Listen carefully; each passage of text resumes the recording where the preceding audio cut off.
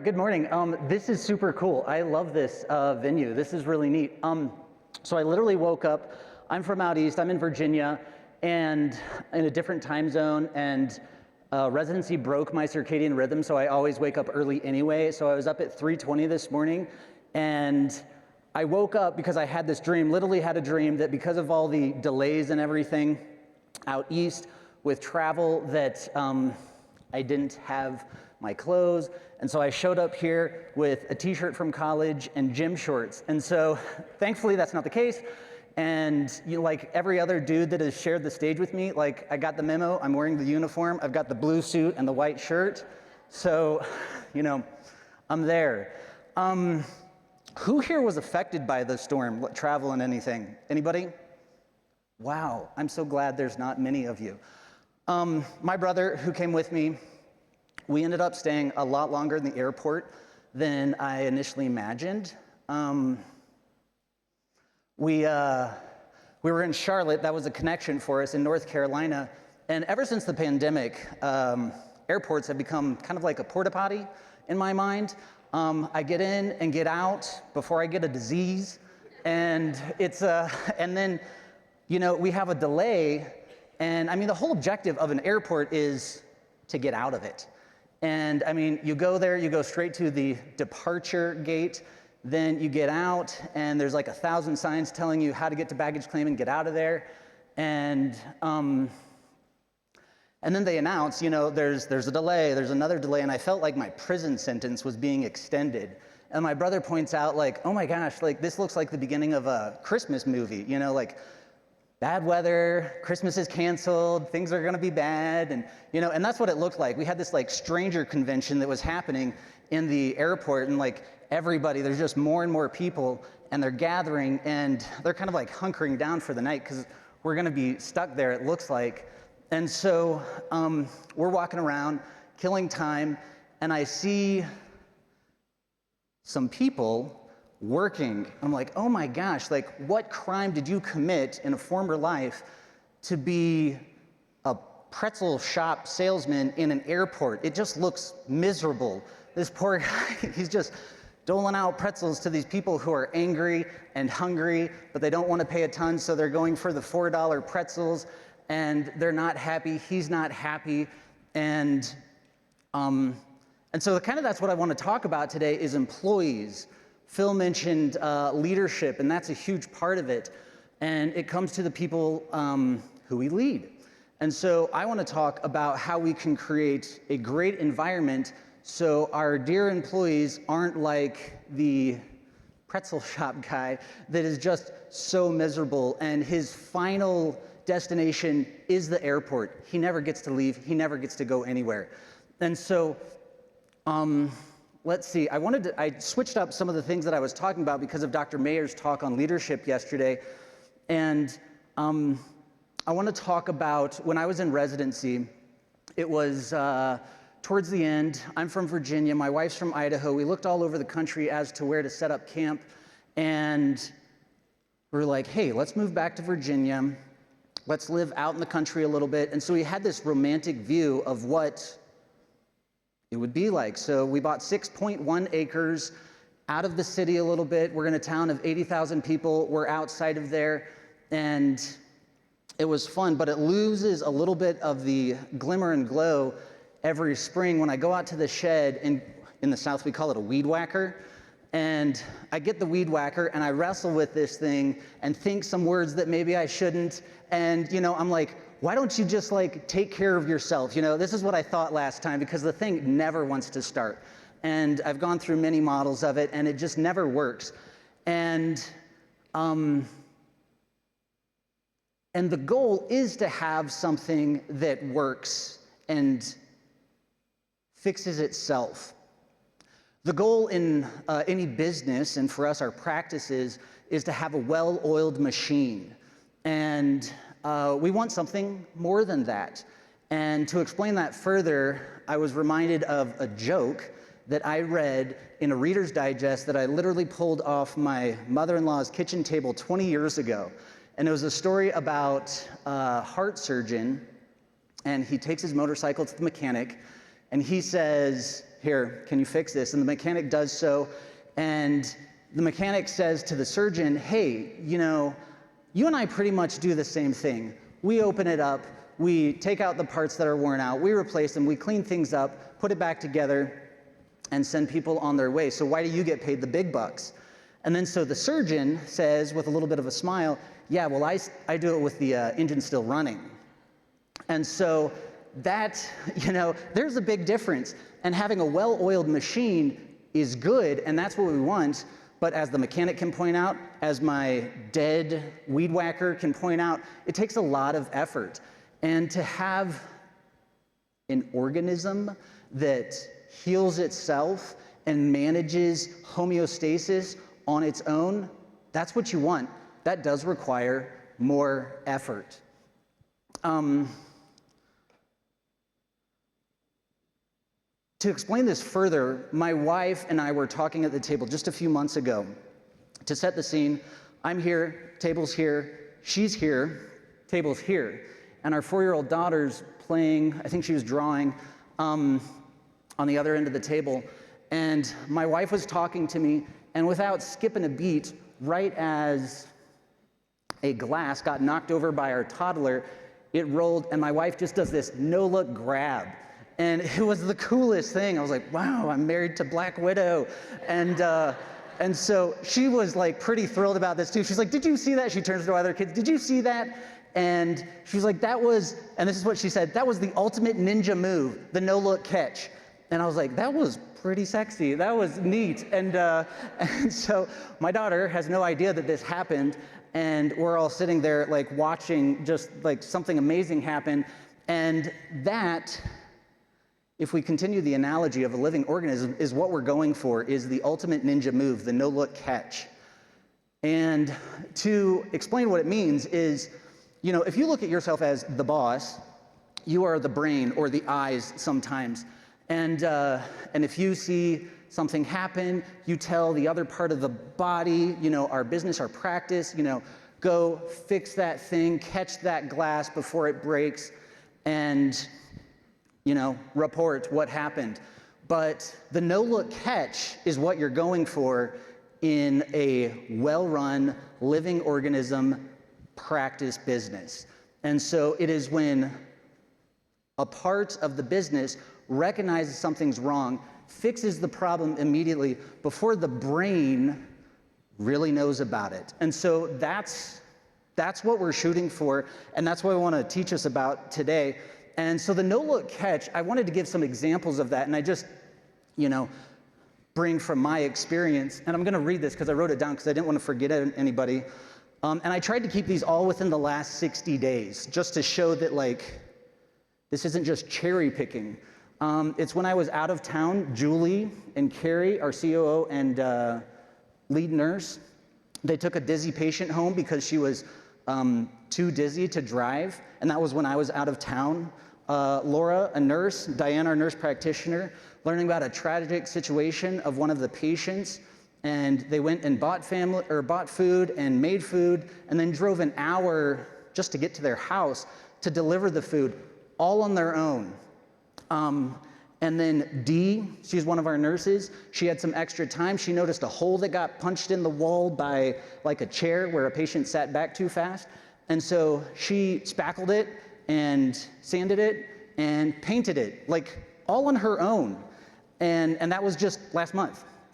And then Beth, she's my assistant. Last week, she came in on Saturday on her own. I mean, she texted me, she's like, hey, I'm coming on Saturday so I can.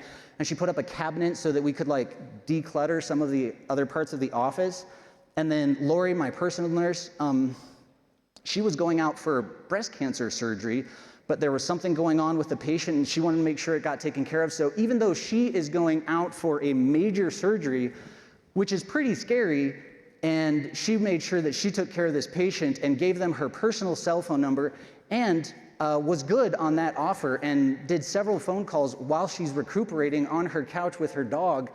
And they did this all on their own. And so if this sounds like bragging, it is. It is bragging on them, and they've done this all on their own. But here's the big question, in all caps, how do we do that? And Okay, this is the part where it gets interactive. This is a quote. It sounds like it's from a fortune cookie, but I think you guys are all familiar with it. So I'm going to say the majority of the quote, and then I'm going to have you, like, out loud say the last word. And so you out loud say the last word. So it's something to the effect of, the best time to plant a tree is 20 years ago. The second best time to plant a tree is, yes, now, today. And so when we hear that quote, it's usually talking about, like a call to action. Let's do something now, act now. I'm not talking about that. I'm talking about the first part. We're gonna talk about 20 years ago. I think, and stay with me on this, that we're in the 20 years ago phase of DPC, of even our own practice. I mean, I would say almost everybody here has been in practice in DPC for less than 5 years. Has anybody gone more than 5 years? So a few folks, but everybody else, less than that. And so we are in that phase where we are making the foundation. It's 20 years ago, at least in DPC, and I submit in a lot of our personal practices. So we can do things now that, that makes a difference. So I want to talk about tech startups. There's a lot that you can learn about businesses, even if yours is really small, from the Harvard Business Review. I recommend reading it every once in a while. It'll put you to sleep most of the time, but if you're awake at 3:20 in the morning in a hotel in Denver, it's a good read. And so we're going to talk about tech startups. Back in the 90s, when tech startups were a real big thing and Silicon Valley was becoming known as Silicon Valley, they started tracking a little over 200 businesses. And these businesses were growing rapidly. And it was this kind of petri dish of sorts to see how things worked. And so they followed them for over a decade, and some of them they're actually still following for certain things. And they looked at, amongst many other things, how they went about hiring people. And so what I want to talk to you about, to look at the tree analogy again, is you want fruit, you want good fruit, you want people that are going to help your patients, going to help you, you want to help them. So instead of focusing on the fruit, I want us to focus on the seed. And so they looked at, in the Harvard Business Review, at these 200 plus businesses, and they looked at the 3 models that they recognized that kind of surfaced for how they hired. This is what they did. And so they looked at the 3 models. And so one they called the STAR model. It's essentially a merit-based model. So it's, you're the top of your class, you got all these awards, we want you because you're top of your class and got all these awards. Second one is what they call, in the study, the professional model. And that is, they hire based on skill set. We need somebody that does this very specific skill, and you fit the bill, so you, sir, are hired. And so that's what they call the professional model, but it's skill-based. And then the last one they call the commitment model, and that one is value-based. And that's where they take the values that people share, and they hire based on that almost exclusively, regardless, but not completely, of skill set and merit. Again, they're not just, hiring people who don't have a clue at all about what they're doing, but they found that over 300% more likely to succeed were the businesses that did this commitment model, that hired almost exclusively off of shared values. Google is one of those that did that in the very beginning when there were like 12.5 people. And so it has a lot less to do with credentials and a lot more to do with what they value. I want to talk about a few specific examples because it doesn't make a ton of sense until you see it in person. So this is Julie. She was a PT for 25 years. She That's all she did. She was a mom for a while. She took a break. And then after that, she went right back to PT. She graduated from Emory back in the day, and she was doing PT back before women did in a lot of the ways that she was. And she's okay with me sharing this. She was a patient of our office. And all of a sudden, I start seeing these Facebook posts that she is making on, we have like a recommendation page or something on Facebook. It's like, where do I get a good plumber? Or how can I find this and that for my child? And she started posting things on there. Not once, not twice, not thrice, several times. And she would really prop us up online. And it was clear that she understood our model, why we did things, and that she was excited about it. And so I reached out to her, and she was very surprised. And I was like, hey, I've got an idea. She was like, yeah, tell me more. I was like, how about you be our chief operating officer? And she was pretty taken aback by that. And she said over and over, I'm not an expert in that. I don't know anything about this. I'm a PT, and that's all that I do. But she totally understood what we did, and more importantly, why we do it. And she has done a dynamite job for the last 2 years. And so that is an example of hiring based on values and not a lot else. To point it out, like, she is an awesome human being, and she's done great in several different things in her life, but the exact skill set that we were looking for, that wasn't her. That's not something she possessed. Here's the other one. This is a story where I opened my practice out of desperation. I was like, I am depressed, unfortunately suicidal because of my other job, working for the man, and it was awful, and I heard the words direct primary care in that order, and 93 days later, opened up a practice. Like, I zoomed, and I had no money, and so I opened up in an old Pilates studio, and I was putting down the flooring like the weekend before we opened up, because I didn't have a job, and so I was trying really hard to make sure I could make money for my 4 kids and wife and everything. And so I was tired after doing this for about 9 hours. I went to the cafe two doors down. I was hungry, again, tired, and I went and I looked at the prices, and I was like, oh my gosh, I cannot afford anything in here. And so I just sat there, and I got a drink, and I just sat, and I was like tired, trying to keep my eyes open, and I see this 20-something-year-old redhead just running the joint. She was saying hi to people, checking on people's checks here, checking on their food there, ringing up things there, and just doing it all with a smile and about 1,000,000 miles a minute. I was like, wow, she's a really hard worker. And fast forward 2 years, we had, like, she would come to our office and deliver food and things like that. I had a paycheck at the time.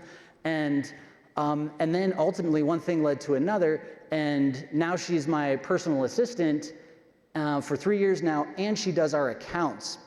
And I text her, I'm like, hey Beth, can you tell me how much money you recouped for us in the last 12 months?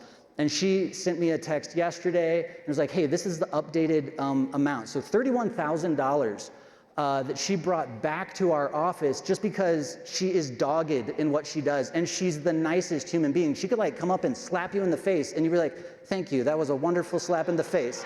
Like, she's just so nice. And this is her and her husband exactly a week ago, like almost to the minute. Her showing up on a Saturday to the office just to get the job done with her husband. She got a babysitter for her daughter, and like, she came, and that is amazing. And so, again, hiring based off of who they are.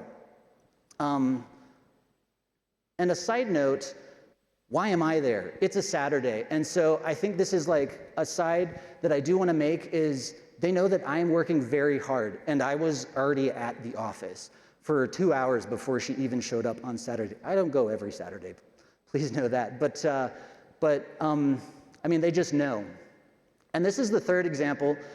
This is Laura, and we were hiring about 2 months ago a pediatric nurse, because we welcomed a pediatric nurse practitioner into our office, and we were having a hard time hiring somebody because high standards, and she did not make the first or second cut when we were going through all the applications and resumes. And then through some cool experiences, her resume landed back on our desks, and we started talking, and she was very sick as a child, lots of complications. She's lost about 70% of her hearing because of some of these complications. And so she had no pediatric experience. She didn't do school for peds or how to do blood work on a child or things like that. And so that's why she didn't make the first and definitely not the second cut.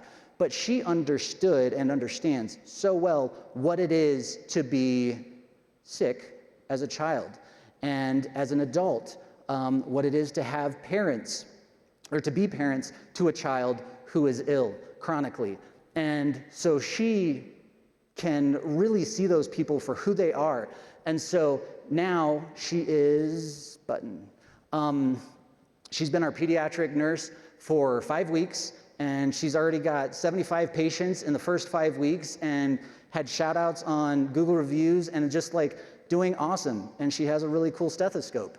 And it's just really cool. And those are the things that I want to talk about.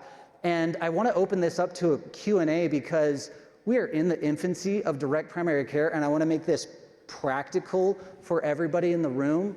But in closing for this part, why does this work? It's because for many reasons. If you plant a good seed, you get good fruit. But more than that, if you see them as some kind of credential, a certification, an award, that's what they did and a paper they got. But when you look at them for their ideals and their values, you see them as a person. And that's what creates such a strong relationship and ability for them to succeed. And so that's what I wanted to talk about. Thank you.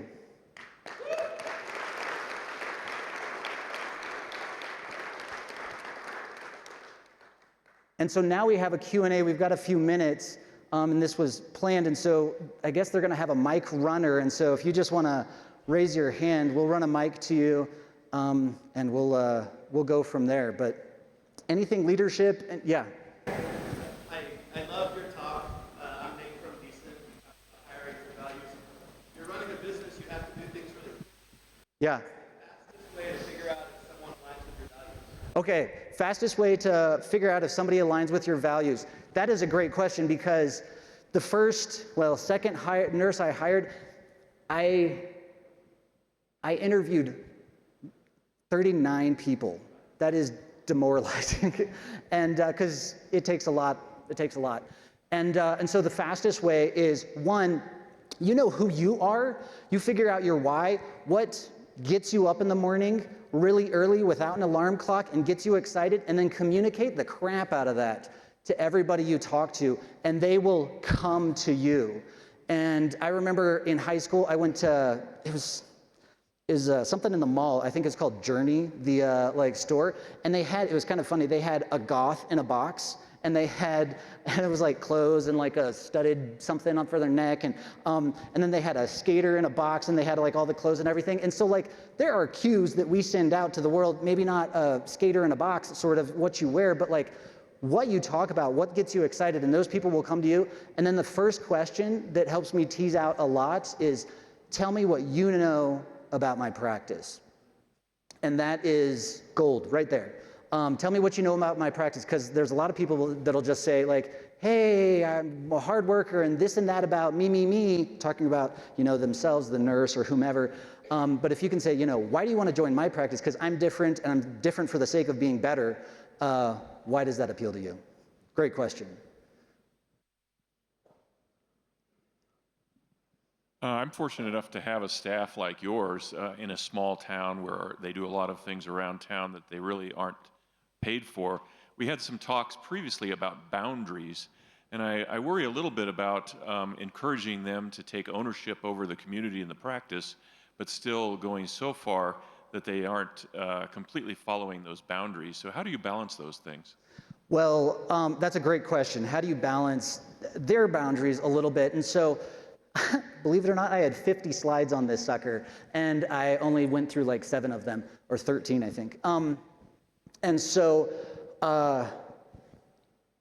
you're working to hire smart people. So you bring that to their attention and say, what do you want to do with this? How do you want to approach this? Put it in their box, because their level of comfort is different than yours. For my nurse practitioner, Diane, she would bleed for a patient and be happy to do it.